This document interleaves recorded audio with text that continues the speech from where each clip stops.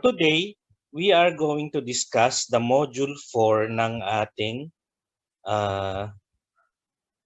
ano nga ba yun? Course outline. Yeah.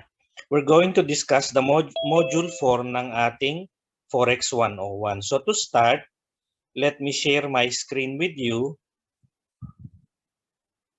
So these are the things that we are expected to take up this morning. So we have MT4 platform. This is just an introduction to MT4 or MT5 platform. Trading plan, how to create a trading plan and the risk management techniques. Ano po? So to start, yan. So ang MT4, MT5 ay it is a platform or it is a trading platform that was developed by MetaQuotes Software Corp. It was released in 2005. So, kung papansin ninyo, ang MT4 or MT5 is a relatively new technology kasi 15 years old pa lang siya. Ano po, so it has been there for a while, for quite some time, pero it's not really that old. Bago pa lang po yan. Kasi nung nag-uumpisa ako ng trading sa foreign currencies, wala pa pong online noon. Yun, kinakabog pa lang namin ang dealer, ang inside dealer namin to call the outside dealer to get quotes for the currencies that we are intending to trade or that we intended to trade. So ganun po ang buhay nung araw, tele-telepono lang. Ngayon, at least with the advent of with the MT4, MT5 being introduced by MetaQuotes Software Corp, naging mas madali ang buhay. Pwede ka nang mag-trade ngayon kahit nasaan ka, basta may access ka sa internet, you can now trade using your MT4 or MT5. Ngayon pwede na rin ang kahit cellphone. You don't have to bring laptop with you everywhere. So, ang MT4, MT5, let me just share with you kung ano po ang itsura niya. So, let's try to go over what an MT4 looks like.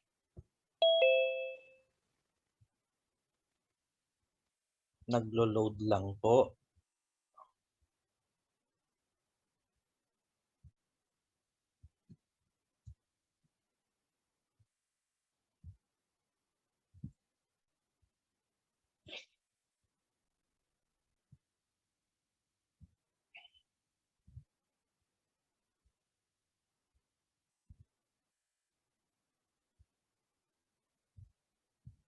So, ito po ang MT4.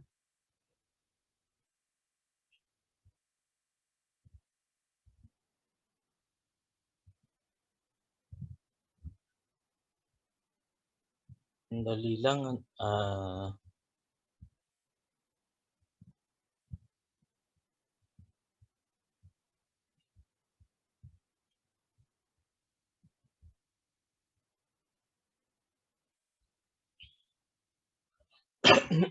Excuse me.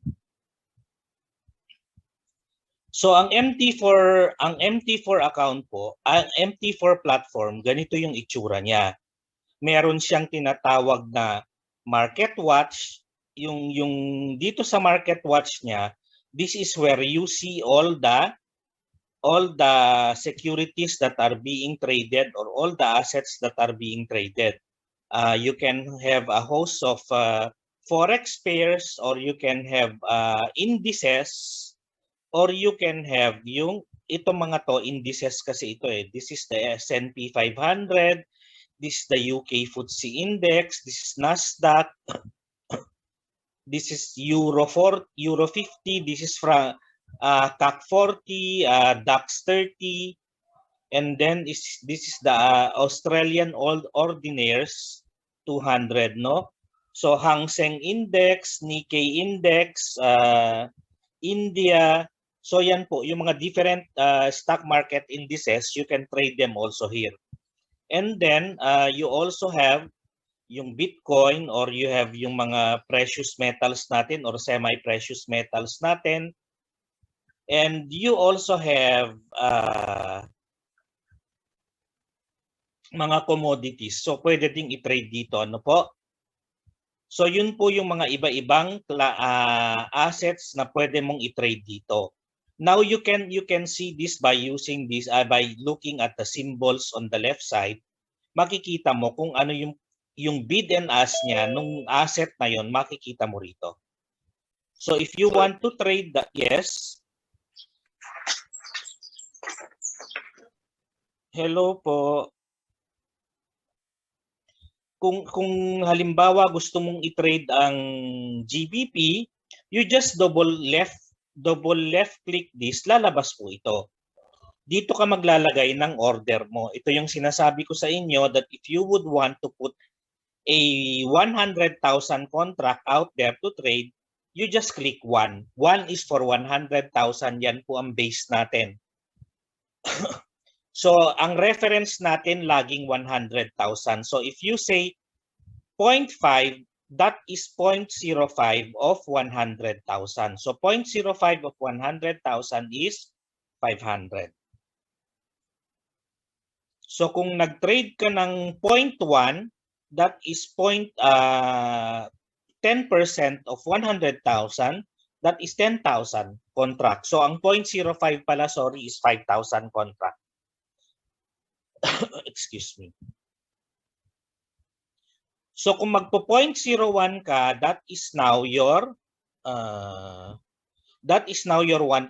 contract or your micro contract.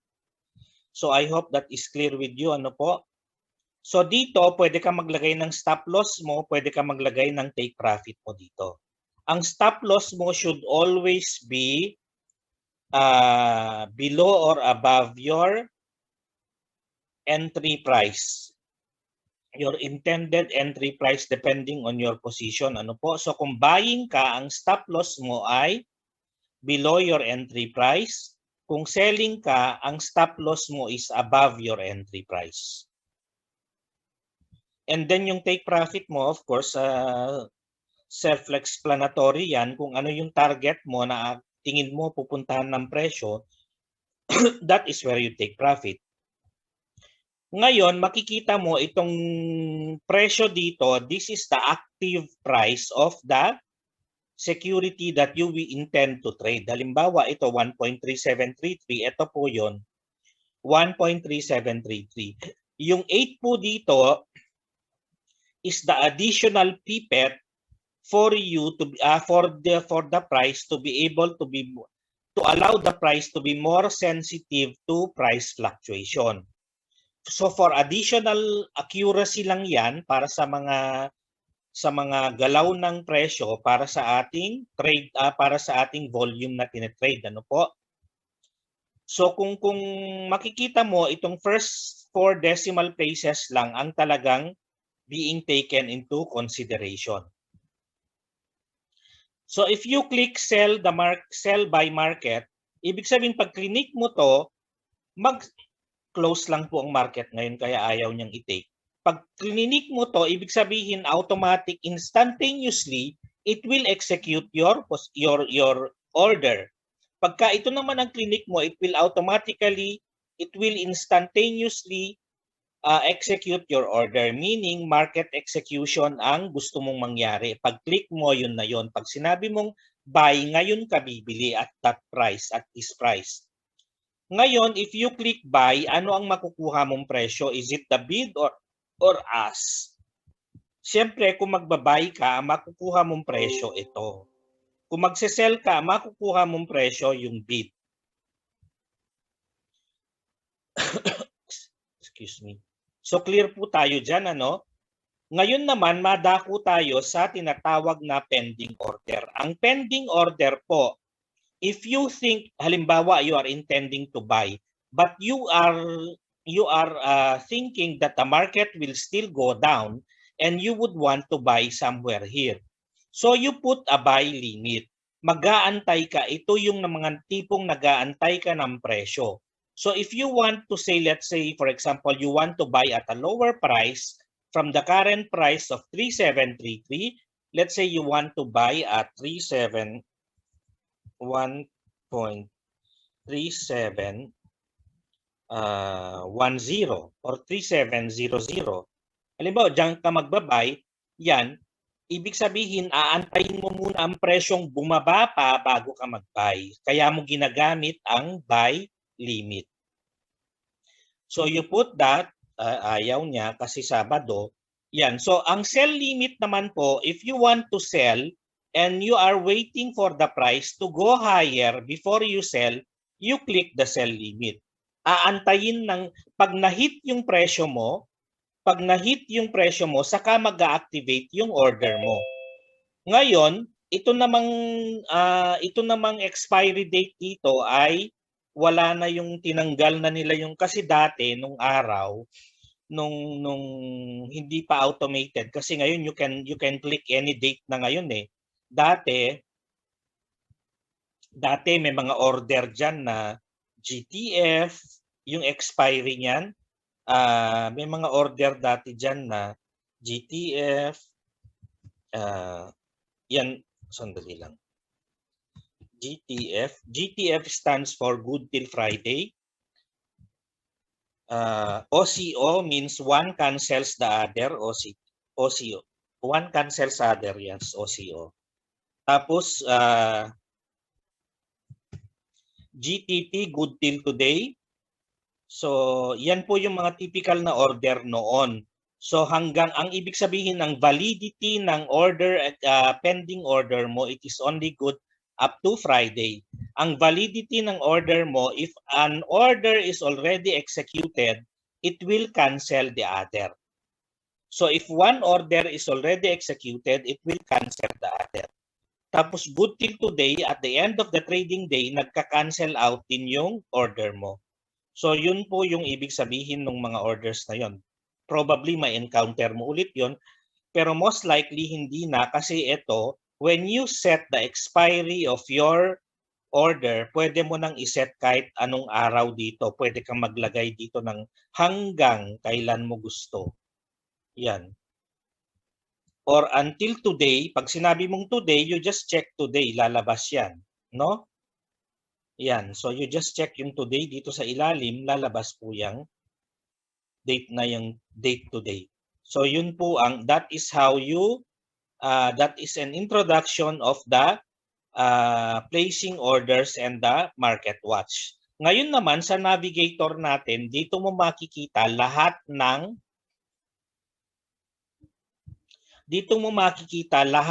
mga orders mo. So ay lahat ng mga accounts mo. If you have account for US dollar denominated, if you have account for UK pound denominated, or meron kang euro denominated na account, dito mo lahat makikita yan. You can access any account that you wish to trade na nandito. As long as that account is legit and as long as that account is active and funded, so you can trade with that. As long as iyo yung account. Kung iti-trade mo ay hindi iyo, that's another story. Ano po? And then, dito sa navigator, you can see all the different trend indicators here. You can see all the different indicators here. You have trend following indicator as a main category. You have the oscillators. Ang oscillators po is momentum indicator. Momentum, ibig sabihin yung lakas niya, yung lakas nung currency pair na yon. And then you have also the volume indicator and the Bill Williams indicator. Hindi ko alam kung ano ang Bill Williams indicator, so I just read it there. Ang familiar lang po ako is yung momentum indicators and trend following indicators and volume indicators because those are mostly what we use in our trading. So dito naman po sa order or dito sa order window, makikita mo naman yan. You have navigator, you have market watch. Saan mo lahat makikita yan pag wala sila dyan? Dito po. Ayan, no? So ito. You have market watch, you have navigator, you have terminal, you have data window. Yan, lahat ng window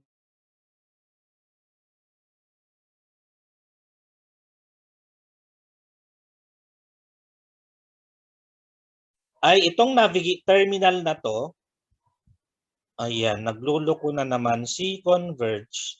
Are you still with me? Naririnig niyo pa po ba ako? Yes po.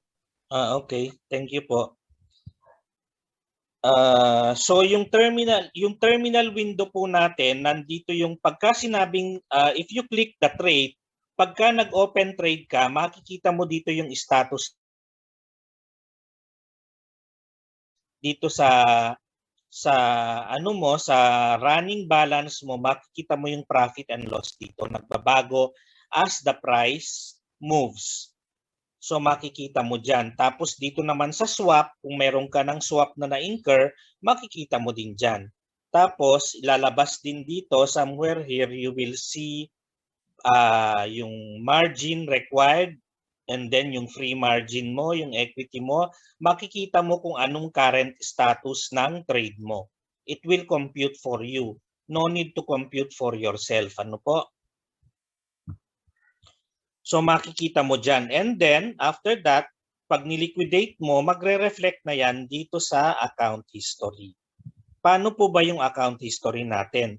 Yung account history po natin ay dito mo makikita yung mga trade na pinaggagawa mo nung prior to your ito yung mga trade na niliquidate mo, dito mo makikita o magre-reflect lahat. At what date mo siya, at what time and date mo siya na liquidate. Tapos kung anong size yung trade mo, kung anong currency yung trade mo, kung anong price mo inopen, kung anong price mo niliquidate, kung magkano ang profit mo, makikita mo lahat dito po.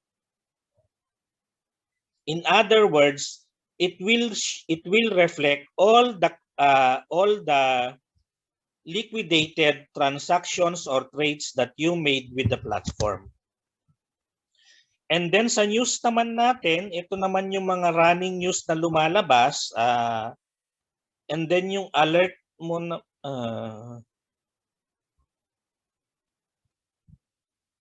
hindi ako masyadong clear kung ano itong alert na to. You may just Google it. And then yung journal natin, ito po, lahat ng pinepress mo dito sa platform, mare-record lahat dito. So pagka may dispute na sinabi mo, ay hindi ko po prines yan, hindi ko alam yan, makikita dito. Hindi po ako ang nag-press niyan, wala po yan, makikita lahat dito po.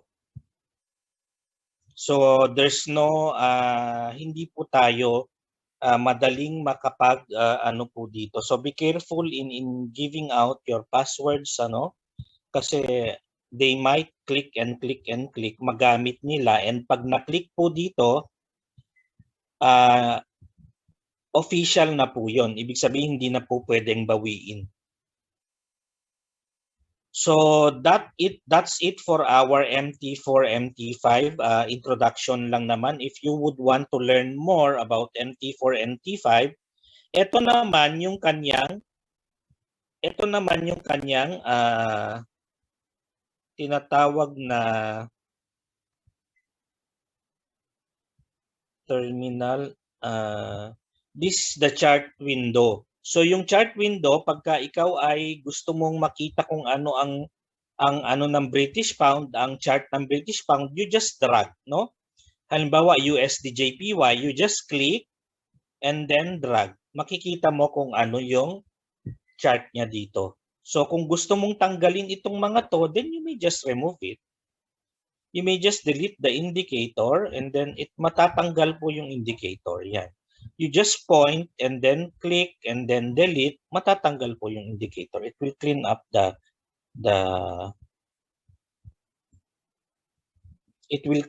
chart. So basically yan po ang mga features ng MT4 or MT5 platform. So kung wala na pong katanungan dyan, we can now move on sa ating next lesson, which is the trading plan.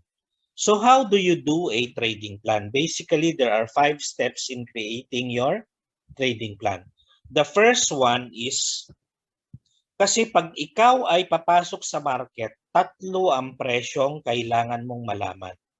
In other words, para kang pupunta sa gera. Pag ikaw ay pupunta sa giyera, dapat may baril ka, dapat may bala ka, kasi kung may baril ka, wala ka namang bala, wala ring kwenta, di ba? Kung ikaw ay may baril, kung ikaw ay may bala, kung ikaw ay may pagkain na dala-dala, so you are set to go. Ganun din po sa atin dito. If you are about to trade, tatlo ang kailangan mong alamin na presyo. You have the entry price, you have the exit price, and with your exit price, you can either have the take profit or cut loss. So yan pong tatlong presyong yan ang kailangan mong malaman or kailangan mong ma-establish before you trade. You have the entry price, take profit, and cut loss. So ang una mong aalamin ay ang entry price. So how do you know the entry price? First step in creating your trading plan is, number one is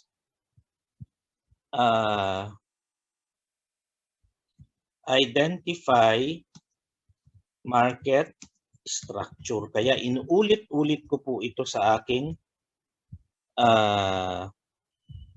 market briefing. Ano po? You identify market structure. How do you identify market structure? You try to know whether the market is going up, down,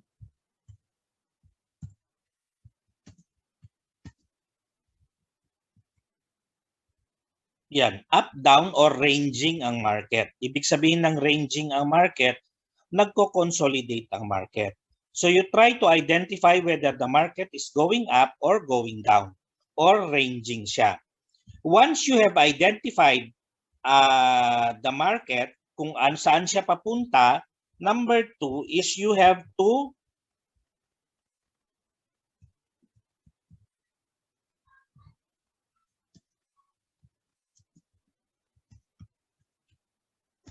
area of value relative to market structure. So ano po ba ang mga sinasabi natin na area of value? Ang area of value can be, your area of value can be your support and resistance. It can be your, hindi po grocery yan ha. It can be your trend lines. It can be based from moving averages.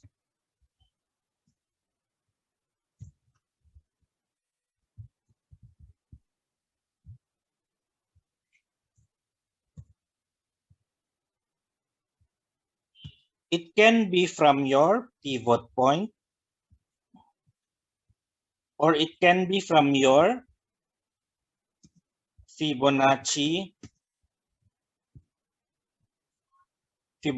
levels.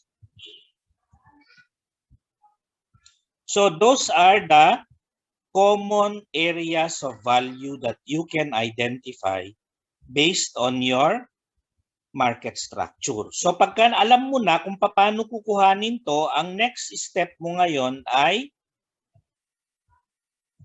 di ba at this point na-identify mo na kung saan ka papasok. Ngayon naman, ang itatry mong kukuhanin ngayon is your exit price. Ang exit price mo can be your take profit. Your take profit can be, it can be based also on an area of value like support and resistance, trend line, moving averages, pivot point, and Fibo level. So I'll just put here area of value.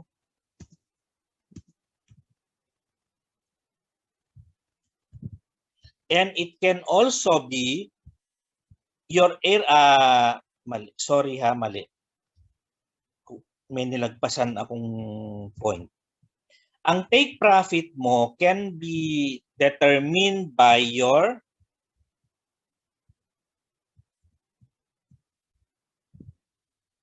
initial price objectives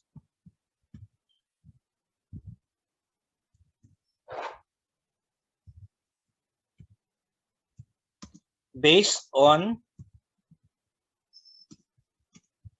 measuring implication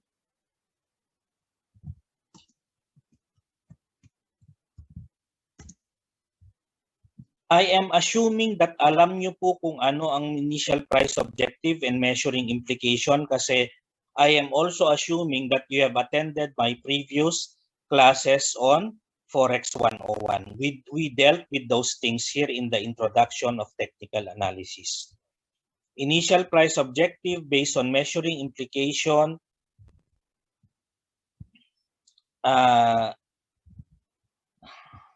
relative to an area of value. Ang haba. Yan, so ito po yung how to identify your take profit. And how to identify your cut loss. Your cut loss, of course, is it can be defined kung magkano ang risk appetite mo.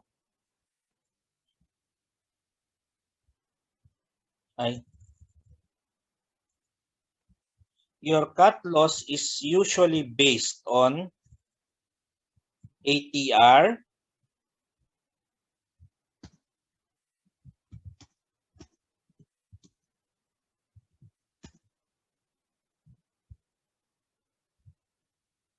tama ba spelling yan? Basta appetite yan. ATR relative to your risk appetite. Ang number 4 po ay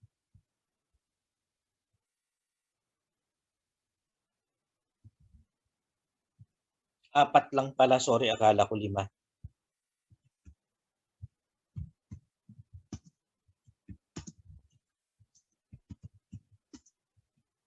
So you cannot trade without computing for your trade size. You have to plan ahead kung magkano ang ilalagay, magkano ang isusugal mo ngayong trade na to. Yan, kasi yung trade size mo is also dependent on how convinced you are or how confident you are regarding the market movement. Kasi hindi po araw-araw maliwanag ang takbo ng presyo sa market. Sometimes malabo dahil mahina ang Meralco. Sometimes malabo ang galaw ng presyo because the market is uncertain and it shows in the price action. So, yung mga araw na ganon, less lang ang i-risk mo kung ikay magte-trade. Or you may choose not to trade at all. So, yun po yung ano natin. So, these are the 4 steps in creating your trading plan.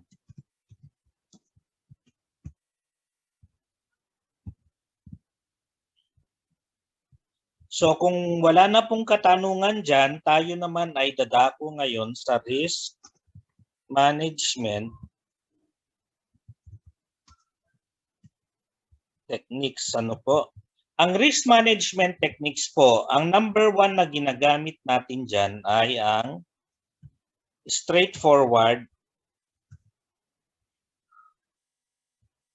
cut loss. Ibig sabihin, ang number 1 na ginagamit natin dito sa risk management technique, kasi dito nga, we already planned kung saan tayo magka-cut loss dito, you just execute yung cut loss mo, no matter what happens, kung ano yung plano mo, yun na yung i-execute mo na yung cut loss mo. Kasi if you don't execute your cut loss, mangyayari niyan, hahaba, lalaki yung cut loss mo. So by that time na halimbawa, 'di ba, sabihin mo na halimbawa pababa ang presyo dito. Halimbawa dito na lang. pababa ang presyo. So nung bumaba dito, mahihit na yung cut loss mo, tinanggal mo yung cut loss mo. Sabi mo, antayin ko pa, pabababain ko pa kasi babalik din naman sa taas. Eh hindi siya bumaba, bumaba pa lalo. Ang nangyari dito, nataranta ka kasi lumalaki na yung cut loss mo. So ngayon, wala na dun sa market movement, ang attention mo nandun na sa perang lumalaki na natatalo sa'yo. So, ay, 500 na ang talo sa akin. Naku, mauubos na yung kapital ko. Cut lossin ko na lang. So dito ka nag-cut loss. So ano lang ang binili mo? Bumili ka lang ng mas maraming losses. Ibig sabihin, nag-tolerate ka lang ng mas maraming loss kasi wala namang logical na basis yung pagka-cut loss mo dito ngayon kasi anong logical basis ng pagka-cut loss mo dito ngayon bukod sa lumalaki ang losses mo? So wala, di ba? So fear is ang fear ang naging basis mo. Is fear a logical emotion? Di ba hindi? So yun po yung sinasabi natin dito. Na wag po kayo, dapat pagka kayo po ay nag-execute ng cut loss nyo, it should be based on the market action, not on your emotion. So number 2, relative to cut loss is you have cut loss and reverse. Ang cut loss and reverse po, halimbawa, pababa ang market, you don't see any reversal along the way. So ang gagawin mo, you cut yung buying mo and then you reverse yung position mo. Mag-o-open ka ngayon ng instead of buying, 'di ba una muna you had buying. So kung buying ka diyan dahil akala mo paakyat ang presyo, instead na umakyat ang presyo, bumaba ang presyo. So from 105, halimbawa, iyan ang pinag-uusapan natin, naging 104, nag-cut loss ka dito, nag-cut loss ka, and then you opened a sell position at 104. Yan. So kasi inisip mo, bababa pa yan ng 103.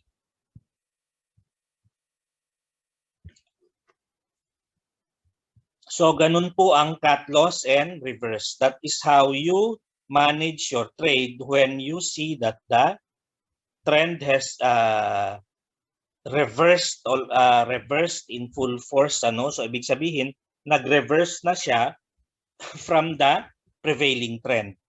And then number 3 is you have the averaging.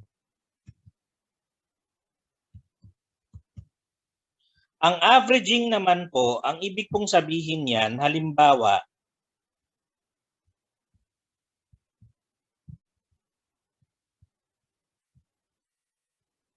ang currency na tinitrade natin dito, USD, JPY. Halimbawa lang ha, nag-buy ka sa 105, tapos bumaba ang presyo ng 104, nag-buy ka ulit. Bumaba ang presyo, malakas ang loob mo, you do this only if you have big capital. Nag-buy ka ng 103 kasi alam mo, bababa ulit. Aakyat din yan. So, nung bumaba siya ng 102, ay tatlong example lang gagawin natin. Tama, 102. Nag-buy ka ulit ng 102 kasi bumaba ulit siya ng 102. Nung nag-umpisa siyang bumalik ng 103, yung position mo sa 102 ay kumikita na ngayon ng 100 pips. Di po ba? Yung position mo sa 103, nung bumalik ang presyo sa 105, ay kumikita ng, hindi 100 lang ito. Pag ang presyo bumalik ng 105 from 102, ito ay may 300 pips. From 103 to 105, you have 200 pips. From 104 to 105, you have 100 pips. So if you are going to liquidate all your positions, you will have a net of 600 pips profit. As opposed to, nag-open ka ng position ng 105. Bumaba ang presyo, nag-tolerate ka. Bumaba ang presyo ng 103, nag-tolerate ka. Bumaba ang presyo ng 102, nag-tolerate ka.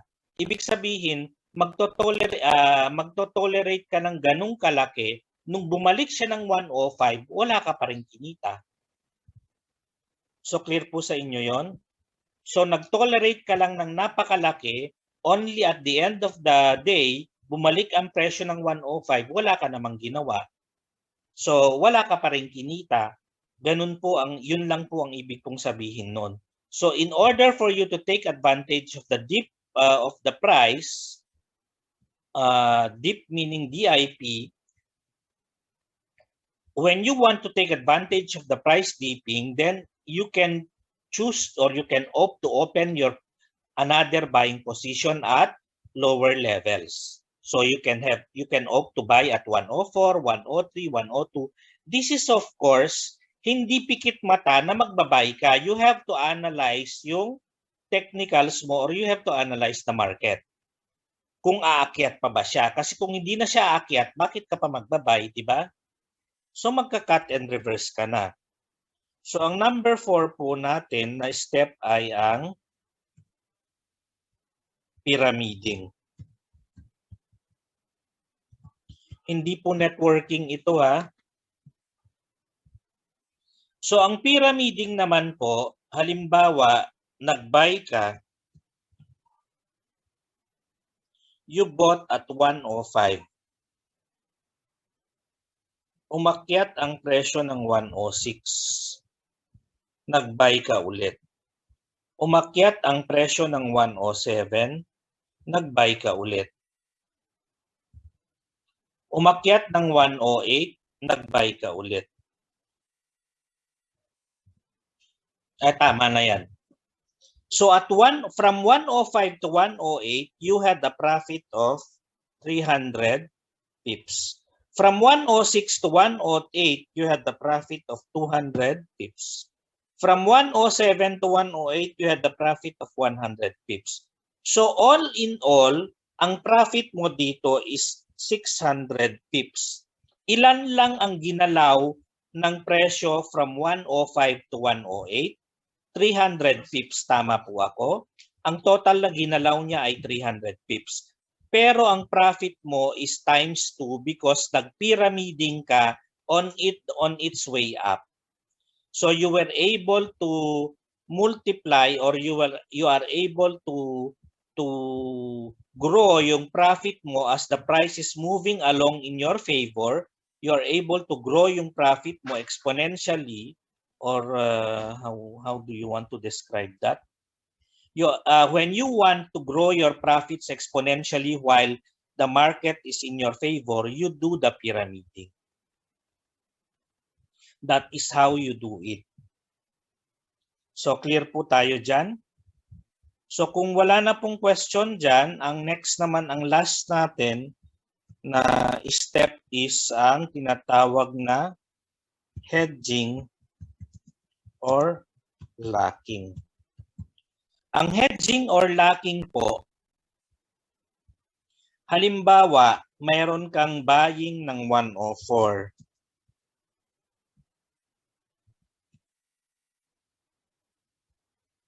Tapos, ang presyo bumaba ng 103. Ang gagawin mo sa 103 ay magse-sell ka naman. So, dalawa ang open position mo. You have a buy and you have a sell. Both are actively open positions. No? So, dito, bumaba man ang presyo ng 102, kung papansinin mo, ang nakalock ang losses mo. Anong ibig sabihin ng nakalock ang losses mo? Your losses will stay at 100 pips. Ano po? Kasi from 104 to 102, you have if you have a buying of from 104 to 102, ang losses mo dito is negative 200. Tama po? So, kung bumaba man ng 102 yan, may selling ka ng 103, nakalock yan. So effectively, ang talo mo dito ay negative 100. Umakyat man yan ng 104, umakyat man yan ng 105, sorry. Umakyat man yan ng 105, yung buying position mo sa 104 kumikita ng 100. Pero yung selling mo sa 103 ay natatalo ngayon ng from 103 to 105.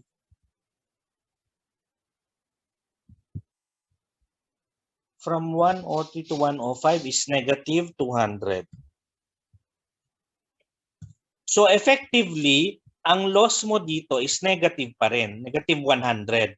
So kahit saan pumunta ang presyo, nakalock ka sa negative 100 until such time that you are able to determine clearer kung saan ka magkakalas para makalabas ng market. So yun po ang tinatawag na hedging or locking. So on that, yes ma'am. Opo.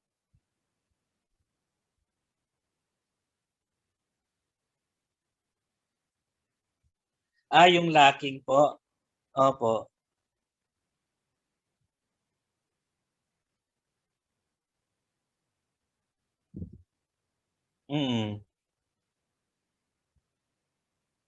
Opo.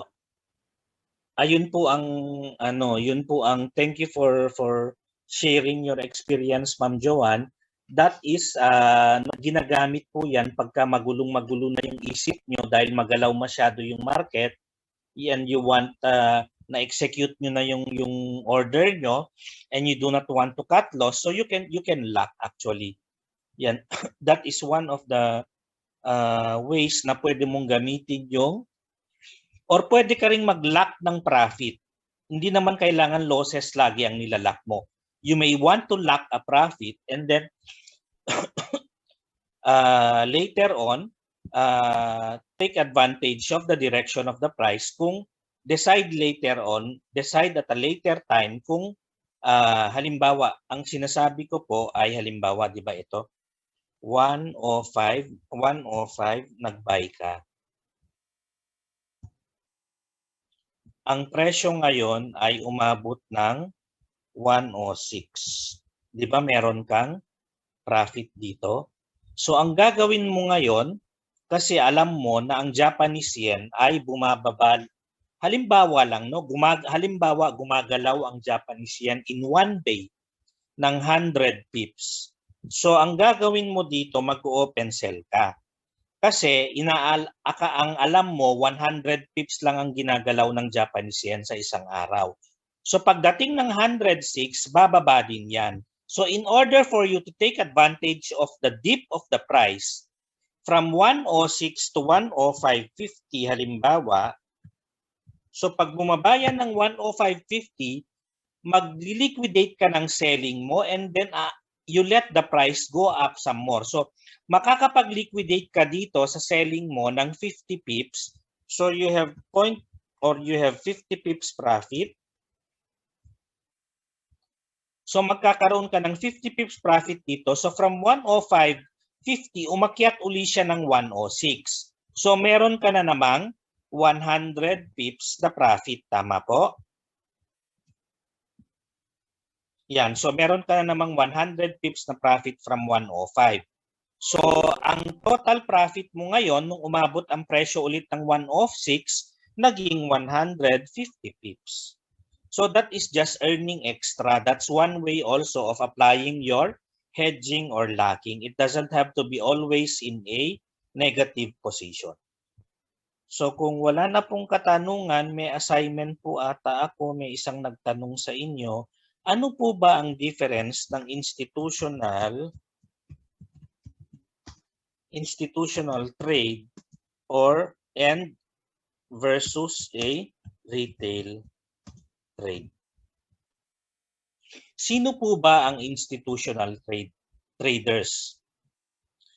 Ang institutional traders are the discretionary traders of a mutual fund or an ETF, exchange-traded funds, or mga traders ito ng malalaking bangko. Sino pa ba? Corporations,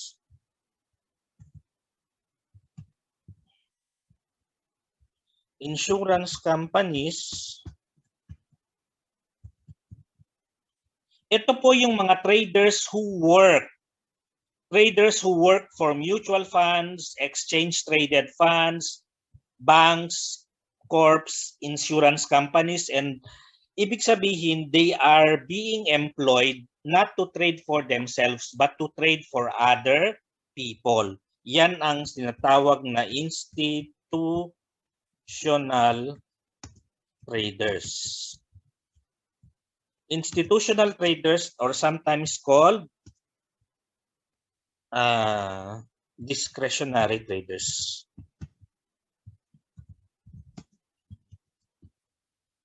Yan.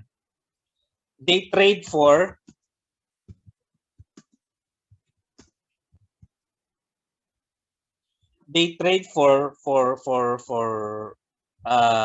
a corporation, a company, or a fund. Yan po ang institutional traders. Meaning, kung sila ay nagte-trade para sa isang korporasyon, di ba ang korporasyon maraming pera? Kung ikaw ay nagte-trade para sa isang kumpanya, ibig sabihin ang tinetrade mo dito ay malaki ang volume ng tinetrade mo. As opposed to a retail trade, sino ba ang retail trader? Tayo po. Retail traders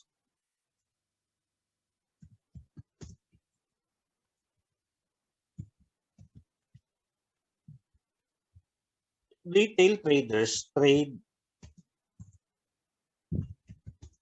for themselves.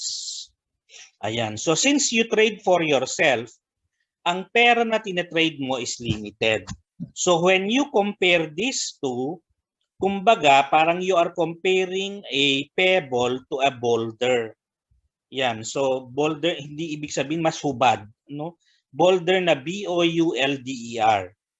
So yung boulder na yon, you are comparing a pebble to a boulder. Ibig sabihin, mas malaki kasi ang pera na tinetrade ng mga institutional traders as opposed to retail traders. That is why, since malaki ang perang tinetrade nila, you have to understand the nature of institutional trading.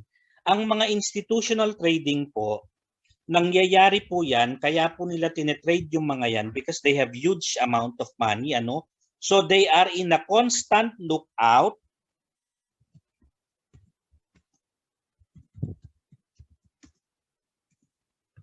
where to park their money. So ibig sabihin, if they are parking their money there, it will be for a longer period of time as opposed to sa atin. So pagka ano po, ang magiging takeaway mo dyan ay if they are in constant lookout where to park their money, ibig sabihin, pag ikaw ba magpapark ka ng money ng kumpanya, let's say for example, you have 10 billion to park, you have 10 billion to invest. I-invest mo ba siya ng intraday? Hindi, di ba? Ang gagawin mo, you will look for a longer time frame. So halimbawa, titingnan mo ngayon siya dito sa weekly, sasabihin mo ngayon sa ano mo, sa boss mo na since na nag-break na siya dito,